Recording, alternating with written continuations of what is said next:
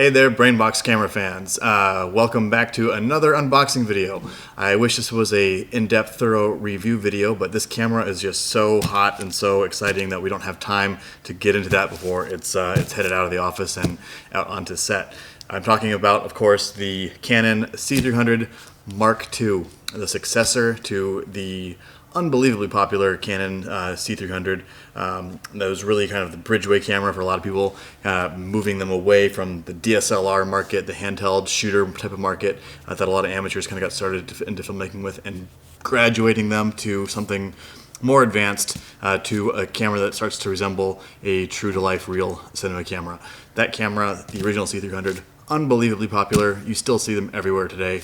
The Mark IIs have been extremely hotly anticipated, a little bit controversial. We'll go into that here in a little bit, but we're super excited to have our very first C300 Mark II here at the Brainbox office. This is our unboxing video. I know the internet's crazy for unboxing videos, so that's what we're calling it. It's the unboxing video. You'll also get my thoughts about the camera. We'll look at everything that comes with it. We'll talk about some of the advantages of this new camera, some of the new exciting features, like internal 4K to be chief amongst those. And we'll also talk a little bit about some of the drawbacks, some of the slightly controversial claims that Canon is making with this camera. Either way, it should be interesting. In either way, this camera is going to be ridiculously popular. I can already tell. So let's open it up and see what we got. Oh, nice. You get a 1-year Adobe Creative Cloud membership. So 1 year of Adobe Creative Cloud services might be interesting for some people. There's two manuals, an instruction manual and then just the general operations manual. It's probably the beefiest camera manual I've seen in a camera in quite a while. And that's including things like the new Area Mirror camera.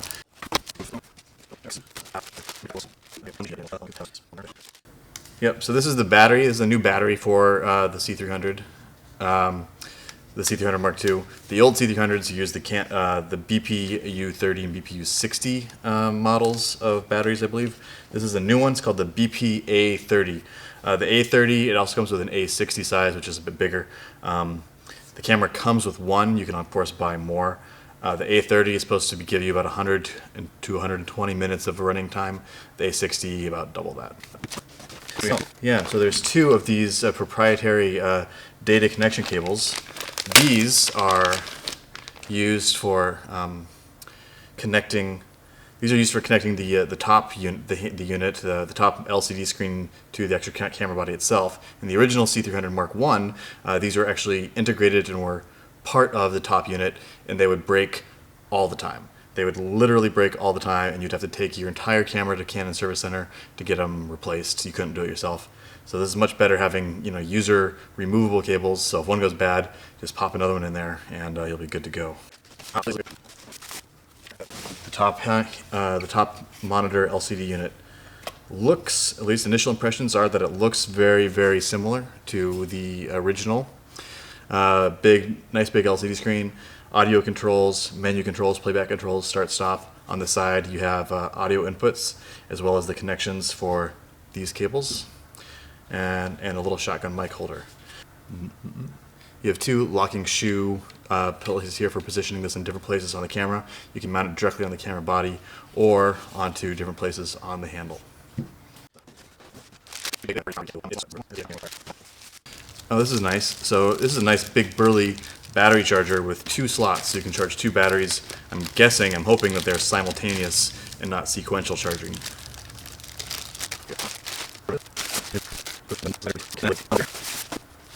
And voila, there it is.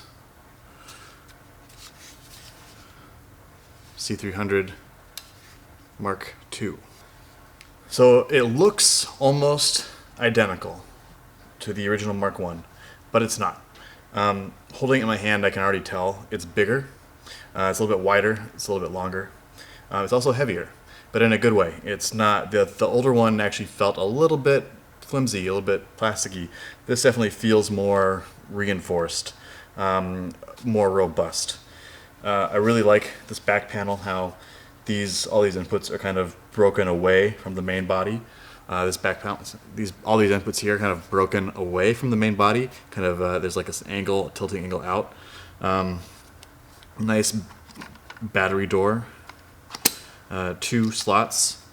The camera now uses CFast cards, which is the successor to the old compact flash cards. So CFast cards are what they use for the high data rates that this camera now supports. This looks like your headphone jack, as well as a remote input. Your video and audio cable links for connecting the top monitor unit. Gen lock and time code. These are your SDI outs here. Yep, two SDI outputs. That's where you would put, this camera can output 12-bit RAW, I believe. So this is where your RAW output comes from if you want to get a RAW signal sent to like an external recorder, like a Shogun or an Odyssey or something like that. HDMI. HDMI output is very welcome. It will also output 4K HDMI, I'm told. So you can do a 4K HDMI output to a recorder as well, or if you want to just stream to a 4K television for on-set, monitoring on a 4K display. Then of course your power input for running off of an external power source. The ergonomics are pretty much the same, however. It does have this side handle grip that some people didn't really like. Some people wanted it positioned more out in front. There's various third-party accessories you can use to reposition the side hand grip.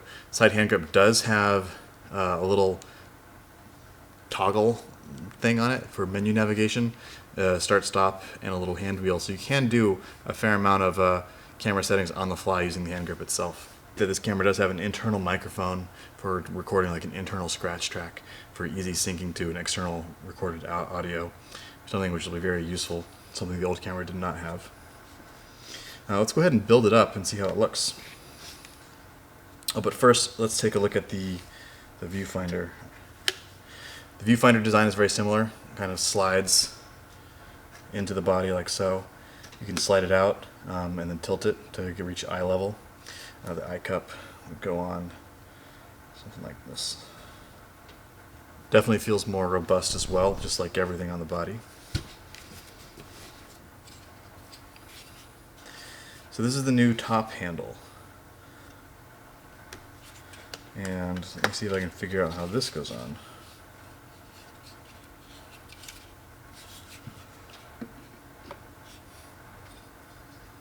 So this top handle, so the camera can be stripped down to be very small. You can take the side handle off, and then you have a very small compact body that's pretty lightweight. That's great if you're using this on like a Ronin or a Movi or some other kind of third-party gimbal, or if you want to put it on a drone, things like that. You can get it down really small and still have onboard internal audio for syncing later. It really makes your editor's life a lot easier.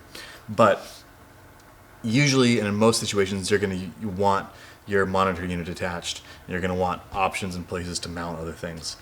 The old C300 camera had a handle that looked very much like this one that would just kind of slide into the shoe and had a little integrated screw that you would use to lock it in.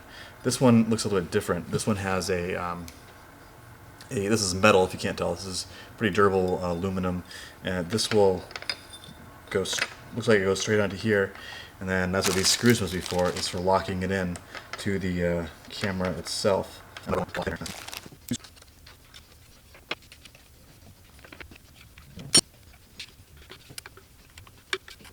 Alright, yeah, so that's on there. That's a really nice solid grip. These four heavy-duty bolts holding in this like helmet piece and attaching to the side handle. It feels really nice and rugged. I have no problem holding onto that camera, and feels really good. Now one thing, this camera has an EF mount, a Canon EF mount, so it works great with all the EF lens mount options that are out there from Canon, and also has the dual pixel autofocus, which means you can do really cool things. There's a Canon C300 app where you can monitor the footage and do things as quick as like on a tablet or a phone. Just tap a part of the screen or an object in the field of view of the camera, and the autofocus will track that object, like a face or an actor walking away or walking towards camera.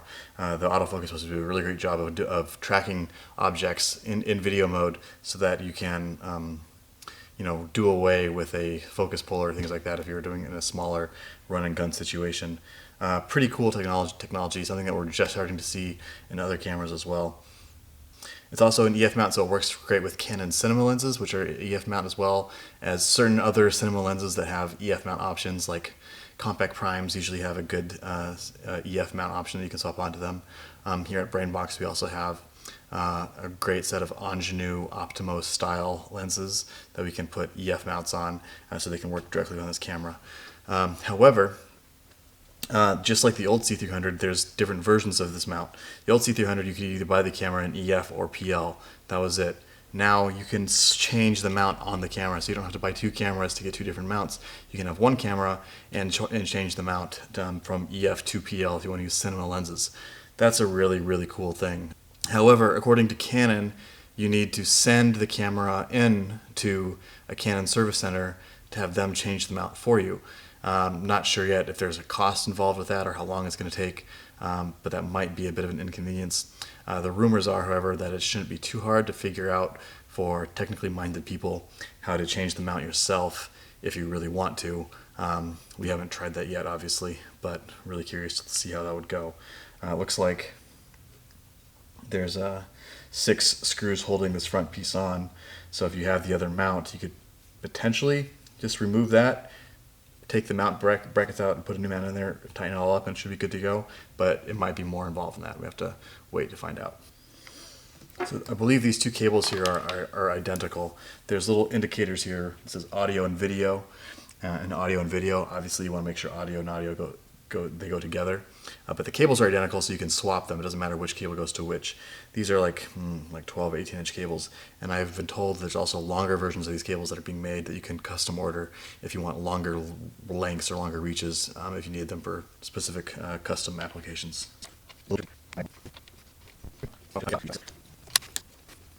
Batteries have a charge level indicator on them. You can see this one came about half charged.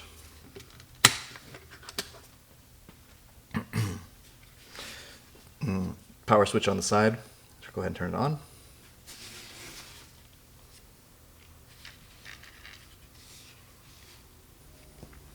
All right, so there it is, fully assembled C300 EF Mark II.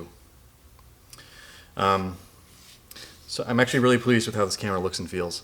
It is an expensive camera, especially given the surge of cameras kind of in the mid-level price class. And it's on paper, at least anyway, its specs look similar to things like the Sony FS7. Both do 10-bit 4K internal recording. This uses a brand new codec that Canon invented that gives you around a 450 megabits per second variable bitrate codec. Supposed to be really, really good. 4K internal recording. And advertised 15 stops of dynamic range, which is huge. 15 stops is 1 stop more than what an Arri Alexa, like the king of digital cinema cameras, is supposed to give you. There is some controversy. Some people are saying 15 stops are not really usable in this camera, that it's kind of noisy, and that its real dynamic range is somewhere around 12.5 stops. I'll leave that topic to other internet people to kind of debate. The point is a little bit moot because dynamic range and resolution tests and all that stuff is super interesting for camera people to argue out over the internet, but the usability of a camera and the way that the pictures look out of the box, so to speak, is a much more important determining factor, and the footage I've seen with the camera so far looks pretty amazing. You also have a 2K 12-bit color mode if you want 12-bit color. 12-bit is great. The old C300 was limited to 8-bit internal color space, so having 10-bit and 12-bit in camera is really awesome. You also have high frame rate abilities, up to 120 frames per second when you're shooting in NTSC mode. However, that 120 frames per second is not at 4K. It's not at 2K. It's actually at 1080, and that's kind of disappointing. So it's only an HD.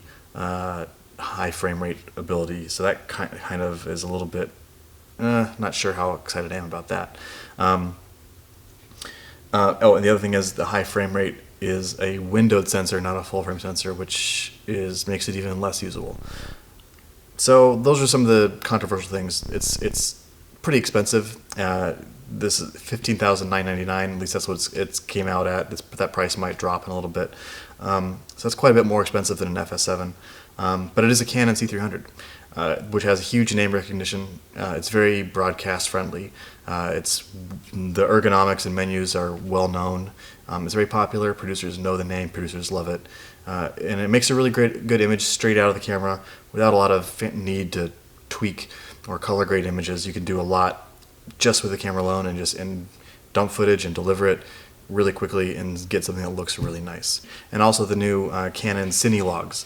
It's similar to like a Sony S-Log, which has now, I believe, up to S-Log 3. The new Canon Cine Log replaces the Cine Lock mode. It's supposed to give you tons and tons of wide, low contrast color gamut for when you really want to get cinematic and shoot as low contrast and as wide color gamut as possible. Very excited for this camera. It's going to be popular. It already is a big success. You can't really buy these cameras. They're not on the shelves because there's so many back orders out there. But that will change probably in the next month or two. And you're going to start seeing these cameras all over the place. I really do expect that this will be the replacement for the C300 for the most part. And that despite its high price and the couple of drawbacks that it has, I think people are going to really enjoy it. So that is the C300 Mark II. Thanks for watching our little unboxing and overview video. If you want to rent a C300 Mark II, you can always do so at brainboxcameras.com. Sorry, selfish little plug there. Or pick one up for yourself. Prices for them will probably be falling in the near future if the $16,000 entry point seems a little bit stiff to you. It does to me. We're really looking forward to getting a bunch of accessories, kitting this whole thing out, shooting some footage tests, playing with a high frame rate, really measuring the dynamic range, and seeing how sharp that 4K internal codec actually is. So there's still lots to be done before the verdict is truly in on this camera. But knowing that it's Canon, knowing that it's in the C300 series, and knowing that there's a lot to lose, Canon's kind of already the dominant player in this market segment. They have a lot to lose by letting that throne slip to a competitor. So I know that they're bringing their A game. First impressions are that this camera feels really solid and well designed, and it's gonna be one to watch. So thanks for checking out our video, and we'll see you in the next one.